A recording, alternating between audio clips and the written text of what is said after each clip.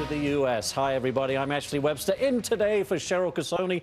Also joining me for the hour, Tyler Vernon, CEO and CIO of Biltmore Capital Advisors.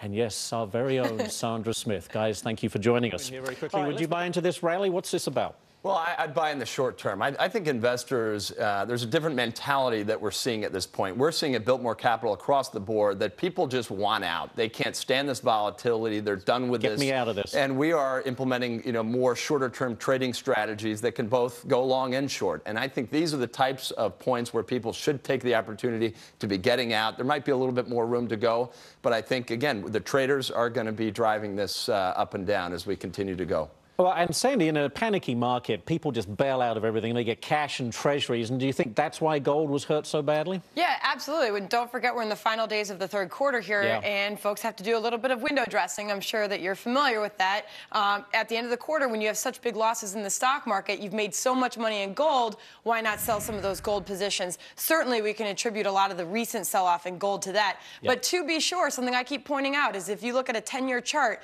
gold does show that it has had sell-offs of over 20%, like we're experiencing right now, Ashley, and it bounced right back to record highs. So history does paint an awfully bullish picture, even with the sell-off that we've seen recently. We saw it here, you talked about the environment being different over the last 20 years. Just over the last 2 years here, we're seeing more regulation, tougher access to credit, and a lot of other things that are making it difficult. Do you think this is going to be heard by Washington's ears? No. No. I mean, that was a loaded question. You have the president was given a blueprint by his own debt commission, which talked about tax reform, and he then threw it out the window.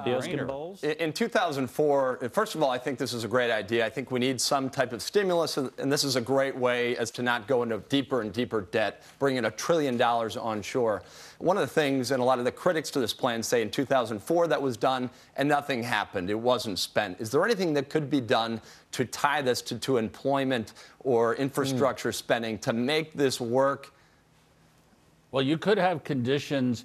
If you had a tax holiday, which I'm against, you could have conditions that the money be spent on plants or employment in the U.S. The problem with the tax holiday is it's a one-year thing that happens every 5 or 10 years, and it cements a really bad permanent system. The key is to change the system permanently. We'll see how that goes. All right, let's go back to the market rally right here in the U.S. Tyler, you say the average stock is held for just, what, 2.5 months? 2.5 months. So whatever happened to the buy and hold strategy? Is that out the window? I think that's out the window. And really, that's where Biltmore has set itself aside in the market. One of the things that we're doing is implementing lots of strategies to the tune of 25 to 50% of portfolios that can both buy into and short stock markets, currencies, metals, exchange rates, et cetera. And we think that over the next 10 years, just like over the past 10 years was, that this market is going to be very choppy. And I think we need to get different this time and get into a lot more flexible strategies. And with that in mind, what are your picks? Well, there are some opportunities in the markets. First of all, I think the oil theme is interesting. And what I mean by that is emerging markets consuming more and more oil. The problem isn't that there's no oil. The issue is it's getting harder and harder to find. Seadrill is an offshore driller. They specialize in very harsh environments, very deep water drilling. The company sports a 9 to 10% dividend, so investors are getting paid a lot of money to get paid on this one.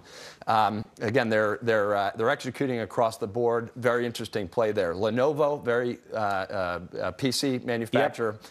They're growing their PCs by 22% a year as far as their shipments in an industry that's only up 2% a year.